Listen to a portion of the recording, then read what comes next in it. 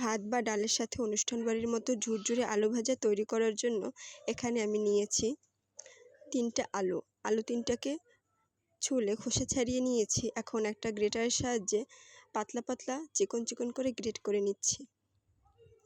Great করে নিয়েছি, দেখুন কতটা পাতলা হয়েছে আলুগুলো, একদম কুচি কুচি।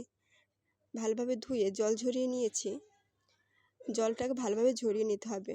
এখন দিয়ে দিচ্ছি কর্নফ্লাওয়ার 2 চামচ, দিয়ে একটু নেড়েচেড়ে একটা কড়াইয়ে তেল গরম করে প্রথমে আমি বাদামগুলো ভেজে সামান্য তার ভিতরে দিয়ে দিচ্ছি শুকনো মরিচ ও বাদাম লালচে করে ভেজে এখন তুলে রেখে দিয়ে দিচ্ছি অল্প অল্প আলুগুলোকে একটু একটু করে ভেজে নিয়ে তার ভিতরে দিয়ে দিচ্ছি বাদাম ও শুকনো মরিচ দিয়ে একটু নেড়ে এখন দিয়ে দিচ্ছি সামান্য বিট লবণটা দিয়ে একটু নেড়েচেড়ে তৈরি করে নিলাম অনুষ্ঠান বাড়ির মতো ঝুরঝুরে এই আলু ভাজা।